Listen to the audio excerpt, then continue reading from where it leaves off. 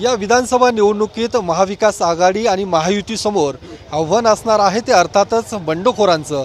आणि पुणे शहरात जर बघितलं तर सर्वाधिक बंडखोरी ही महाविकास आघाडीमध्ये होताना पाहायला मिळते आणि सर्वाधिक जे बंडखोर बघितले तर काँग्रेस पक्षामध्ये बंडखोरी झाल्याचं पाहायला मिळतं। आत्ता आपल्या सोबत हे सर्व अपक्ष उमेदवार आहेत जे पर्वती, कसबा, शिवाजीनगर या विधानसभा मतदारसंघातून अपक्ष उमेदवारी करतायत आणि ज्यामुळे मोठी अडचण महाविकास आघाडी आणि महायुतीची झाल्याचं आपल्याला पाहायला मिळतंय।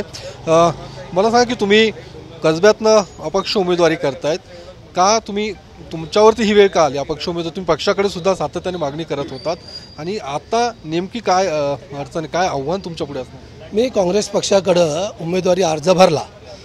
त्याच्या अगोदरपासून मी वरिष्ठ नेते आमचे म्हणजे राहुल गांधीकडं आमचे समाजाने कमसे कम 500 ईमेल पाठवले की बाबा मुख्तार शेखला उमेदवारी द्या। काँग्रेसच्या अनेक सर्व जाती धर्माच्या कार्यकर्त्यांनी ईमेल पाठवले की मुख्तार शेखला उमेदवारी। मी नाना पटोलेपासून चेनीथाला आणि आमच्या शहराध्यक्ष सर्वांना भेटून आम्ही मागणी केली। कारण मागणी करत असताना ज्या वेळेला आमचे नेते राहुल गांधी सांगतात जिसकी जितनी साझेदारी उसकी उतनी भागीदारी, तर आम्ही लोकसभेमध्ये साझेदारी दिली तुम्हाला, आता भागीदारीची अपेक्षा आम्ही करतोय।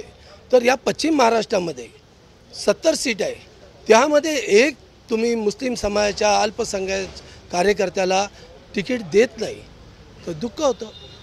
आता तुमच्याच पक्षाचे उमेदवार, तुम्ही काँग्रेसचे एकनिष्ठ आत्तापर्यंत होतात, तुमच्या पक्षाचे उमेदवार रवींद्र धंगेकर त्या ठिकाणी उमेदवारी करतात, त्यांची यामुळे अडचण होईल तुम्ही जर अपक्ष उमेदवारी करताय? त्यांची अडचणपेक्षा पक्षाची अडचण झालेली आहे। ते तर या पक्षात नाही मिळालं तर त्या पक्षात जातील दुसऱ्या अजून, कारण त्यांचं असंच आहे ना 1 2 3 4 5, त्याच्यामध्ये त्याचं दुःख नाही, माझं पक्षाचं नुकसान होतं आहे। कारण या पुणे शहरामध्ये जे निष्ठेने काम करतात अशा कोणत्याच उमेदवाराला तिकीट मिळत नाही आहे। आणि मग जर मिळत नसेल तर हे आवाज, जनतेचा आवाज, समाजाचा आवाज त्या वरिष्ठ नेत्यापर्यंत जायला पाहिजे, म्हणून उमेदवारी दाखल केलेली आहे। आणि उमेदवारी दाखल करून मी त्या नेत्यांचा फार आभार मानतो ज्यांनी मला पाठिंबा दिला। या मतदारसंघामधले सर्व माझ्यासारखे नगरसेवक, माझ्यापेक्षा मोठे ज्यांनी विधानसभा लढवली त्यांनीसुद्धा मला पाठिंबा दिलेला होता। आणि त्यामध्ये सर्वात जास्त मी ते मराठा समाजाचे गोरगरिबांचे नेते आदरणीय मनोज जरांगे पाटील यांना आम्ही समाजातर्फे एक भेटायला गेलो, त्यांना विनंती केली की तुम्ही गोरगरीब मराठ्यांसाठी, मुसलमानांसाठी, दलितांसाठी बोलताय, तर माझी विनंती आपल्याला की आपण एक मुस्लिम समाजाचा कार्यकर्ता, या कसबा पेठमध्ये आमची एक चांगली लोकसंख्या आहे आणि मराठा समाज ही त्याच्यापेक्षा जास्त लोकसंख्या आहे, तर तुम्ही एक आवाज द्या की मराठा, मुस्लिम, दलित एक संघ येऊ आणि या कसबा पेठमध्ये जरांगे पाटील आणि काँग्रेस हे एकत्र येऊन आम्ही निवडणूक लढू आणि निवडून येऊ। आबा बागुल आत्ता आपल्या सोबत आहेत, पर्वती विधानसभा मतदारसंघातनं ते अपक्ष उमेदवारी करतायत। तुम्ही खरं तर काँग्रेसकडून उमेदवारी मागितली होती, दुसरीकडे शरद पवार गटाकडनं सुद्धा तुम्ही उमेदवारीची अपेक्षा ठेवली होती, मात्र तसं होताना दिसत नाही। काय अन्याय झाला असं वाटतं तुम्हाला पक्षाकडून? दिलं नाही म्हणजे अन्यायच आहे ना। मी आता पक्षाला सांगितलं होतं, या मागच्या वेळेला मला लोकसभेला सांगितलं की तुम्हाला पर्वती मतदारसंघ आम्ही देऊ, पण दिला नाही। मला आत्ता जेव्हा आमदारकी लागली तेव्हा शेवटपर्यंत सांगितलं की पर्वती मतदारसंघ आपण आता राष्ट्रवादीकडून घेऊ, कारण त्यांना 3 वेळा संधी दिली, तर 3 वेळा ते निवडून येऊ शकले नाहीत आणि 3 वेळा तिथं BJPचे आमदार झालेत। तर वेळोवेळी आपण त्यांना देऊन आपण BJPचं हात बळकट करतोय का काँग्रेसचे आपण हात तोडतोय? काँग्रेस पूर्ण नामनिष्ठ होत चाललेली आहे, काँग्रेस संपत चाललेली आहे। आणि अशा वेळेला जर तुम्ही निष्ठावंत कार्यकर्त्याला डावलून जर ज्या अलायन्स आहे ज्या पक्षाची त्यांना कुठेही तुम्ही दिलं असतं, त्यांनी हडपसर बांधून घेतलं, त्यांनी वडगाव शेरी घेतलं, त्यांनी खडकवासला घेतलं, पर्वती घेतात, मग काँग्रेस का गप्प आहे? मग काँग्रेस का सांगू शकत नाही त्यांना? काँग्रेस का कमी पडलं? ते नेत्यांचीच आहे कमजोर, नेते कमी पडले जातात। पण मग आता काय, 4 तारीख ही शेवटची तारीख आहे माघारीची, तुम्ही माघार घेणार आहात की पुढे? मला 100% माझ्या मतदार नागरिकांवर विश्वास आहे।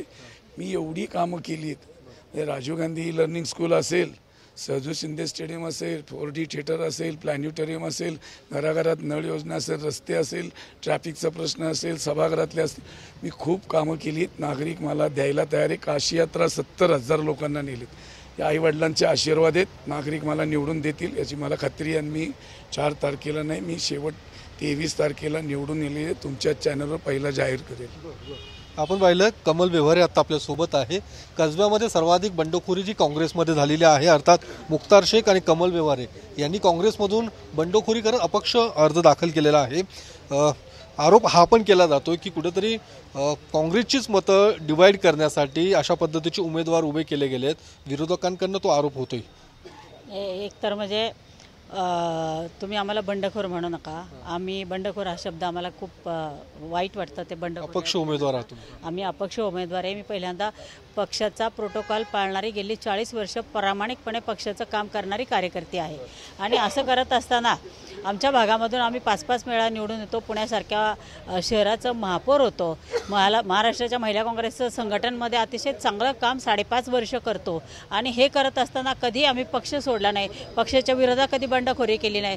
कधी उमेदवाराच्या विरोधात बंडखोरी केली नाही. कधी पक्षाचा ध्येय धोरणापासून बाजूला गेलो नाही. असं असताना सुद्धा आम्हाला डावललं जात असेल तर मग आम्ही चांगलं काम करतो, प्रामाणिक काम करतो, ह्याची आम्हाला शिक्षा आहे का असं मला आमच्या वरिष्ठांना विचारायचं आहे. काय कारण असू शकतं? तुम्हाला का डावललं गेलं? तुम्ही जर एवढं पक्षासाठी दिलंय मग पक्षाने का डावलं? मग मला तेच आमच्या पक्षश्रेष्ठींना मला तेच विचारायचं आहे तुमच्या माध्यमातून की आम्ही एवढं सगळं असताना आम्ही ग्रासरूटला राहतो, लोकांमध्ये आम्ही लढाऊ वृत्तीचे, आम्हाला कुठलंही राजकीय बॅकग्राऊंड नाही आहे, तरीसुद्धा आम्ही लोकांमध्ये 5-5 वेळा लोक आमच्यावर विश्वास टाकतात, महापौरपदासारखी संधी देतात आम्हाला. महिला काँग्रेसचं अध्यक्षपद महाराष्ट्राचं मिळतं म्हणजे काहीतरी आमचं काम असल्याशिवाय देत असतात का? म्हणजे जे पक्ष बदलून येतात त्यांना तुम्ही संधी देता आणि आम्ही पक्षाची प्रामाणिकपणे सेवा करतो त्यांना तुम्ही शिक्षा देता. हाच अर्थ झाला ना त्याचा. म्हणजे तुम्ही लपडीसपडी केली पाहिजेत, तुम्ही पक्ष बदलला पाहिजे, पक्षाच्या विरोधात गेलं पाहिजे, पक्षाची धोरणं पायदोळी तोडवली पाहिजेत, म्हणजे तुम्ही फार श्रेष्ठ अशाच लोकांना उमेदवारी दिली. नाही असं पक्षाला वाटतं का की असे लोक आपल्याकडे असली पाहिजेत? आमच्यासारखी लोक नको आहेत का त्यांना? हा माझा प्रश्न आहे पक्षश्रेष्ठींना. सचिन तावरे आहेत जे पर्वतीमधूनच उमेदवारी करतायत. सचिन, तुम्ही यापूर्वी सुद्धा अपक्ष उमेदवारी केलेली आहे, पण पक्षाकडनं उमेदवारी होता. आता काय म्हणजे काय आव्हान वाटतं? कारण अपक्ष म्हणून आणि पक्षाकडून असणं फार मोठा फरक असतो. येस, निश्चितपणे मी ह्या पर्वती मतदारसंघात ह्याच्या अगोदर 2 वेळा पक्षातनं उमेदवारी मिळून मी निवडणूक लढवली होती. पक्षातल्याच नेत्यांनी त्या ठिकाणी माझ्या पाठीमध्ये खंजीर खुपसण्याचं काम केलं होतं. दोन्ही वेळेला मी 2 नंबरला आलेलो ह्या मतदारसंघातला मी कार्यकर्ता आहे. अगदी काही मतांनी माझा पराभव झाला होता, नाही तर आज निश्चितपणे मी आमदार म्हणून आपल्यासमोर असलो असतो.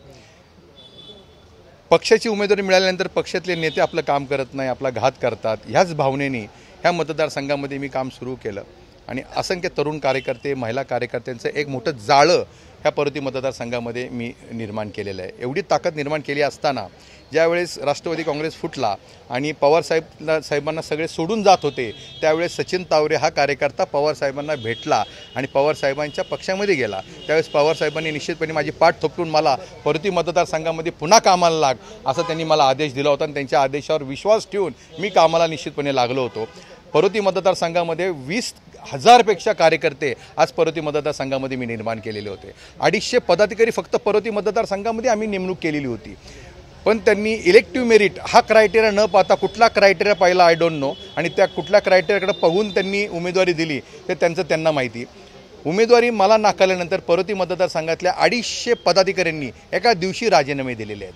आज ज्यांना उमेदवारी दिलेली आहे त्यांच्या मागे फिरायला, त्यांचं काम करायला आज कार्यकर्ता उरलेला नाही आहे, अशी आज त्यांची अवस्था पर्वती मतदारसंघामध्ये झालेली आहे. आज माझ्या पाठीशी पर्वती मतदारसंघात झोपडपट्टीमध्ये राहणारा, चाळीमध्ये राहणारा, वस्तीमध्ये राहणारा सगळे कार्यकर्ते आज 18 पगड जाती 12 बलुतेदार आज हे माझ्या पाठीशी आहेत. आणि आमचे कुठेतरी शरद पवारांनी सुद्धा तुम्ही निष्ठावान तुम्ही म्हणवतात, निष्ठावंतांवर सुद्धा अन्याय केला शरद पवारांनी असं म्हणतात. माझी निष्ठा ही जनतेशी आहे, निश्चितपणे जनतेशी आहे. आणि आमचे मार्गदर्शक म्हणा किंवा एक आदर्श व्यक्ती म्हणा मनोजदादा जरांगे हे 18 पगड जातींना एकत्र घेऊन जाणारे आज ही व्यक्ती आहे. ह्यांचा मी एक समर्थक आहे. आज त्यांचा आदेश, आज त्यांचं दर्शन घेऊन, आज त्यांच्या आशीर्वादाने आज मी हा निवडणुकीचा फॉर्म भरलेला आहे. ह्या मतदारसंघामध्ये आम्ही कधी जातीपातीचं राजकारण केलेलं नाही, कधी केलेलं नाही. मनोजदादा जरांगेंनी सुद्धा कधी जातीपातीचं राजकारण केलेलं नाही. पण प्रत्येक समाजातल्या प्रत्येक घटकासाठी लढणारा नेता म्हणून मनोजदादा जरांगे आहेत. आज या पर्वती मतदारसंघामध्ये 1,30,000 मतदान हे मराठ्यांचं आहे. आज 60,000 मतदान हे मुस्लिमांचं आहे. आज 1,15,00,000 मतदान हे मागासवर्गीयांचं आहे. आणि ह्या तिन्ही घटकामध्ये काम करणारा एकमेव कार्यकर्ता कोण पर्वती मतदारसंघामध्ये असेल तो मीच आहे. ह्या मतदारसंघामध्ये अजून एक बंडखोर म्हणून आबा बागुल त्यांनी पण उमेदवारी अर्ज भरलेला आहे. तर निश्चितपणे त्यांचा वयाचा लिहाज पाहून ते निश्चितपणे ते मला पाठिंबा देतील असाही विश्वास मी या ठिकाणी व्यक्त करतो. आणि ह्या 20 तारखेला होणाऱ्या निवडणुकीमध्ये पर्वती मतदारसंघातले नागरिक निश्चितपणे माझ्या पाठीशी उभे राहतील आणि विजय हा खेचून आम्ही आणू हा विश्वास माझ्या मनाला आहे.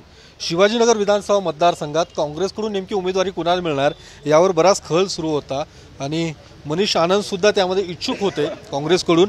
मात्र त्यांना उमेदवारी न देता पुन्हा एकदा दत्ता बैरटांना काँग्रेसकडून शिवाजीनगरमध्ये उमेदवारी देण्यात आलेली आहे. त्यामुळे मनीष आनंद सुद्धा अपक्ष म्हणून उमेदवारी करतात. तुमची नाना पटोलेंनी सुद्धा भेट घेतली. नाना पटोलेंनी सुद्धा तुमची मनधरणी करण्याचा प्रयत्न केला. काय आता तुम्ही माघार घेणार आहात की तुमची उमेदवारी कायम असणार? नाही, मला कुठल्याच नेत्यांनी फोन केला नाही किंवा भेटण्याचा प्रयत्न केलेला नाही आहे. आणि अपक्ष म्हणून मी लढवणार आहे इलेक्शन. आणि ज्या माझ्या कार्यकर्त्यांनी किंवा जनतांनी मला सांगितलं आहे फॉर्म भरायला त्यांच्या याच्यावर भरोसा ठेवून मी फॉर्म भरलेला आहे आणि खरंच इलेक्शन लढवणार आहे.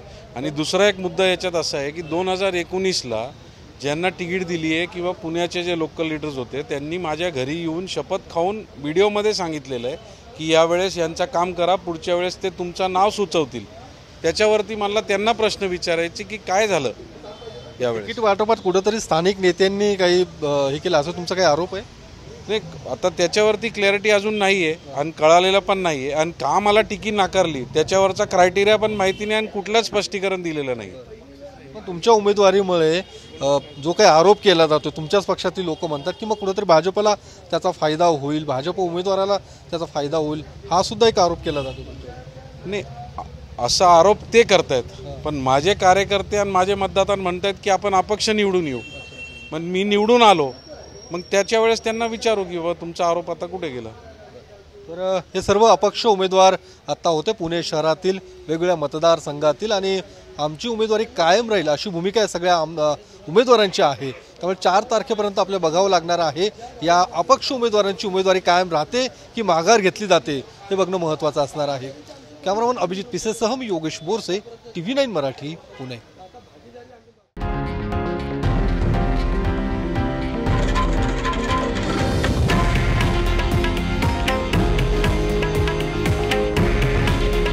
हे आहे देशातील नंबर 1 न्यूज नेटवर्क आणि आपण पाहत आहात TV9 मराठी.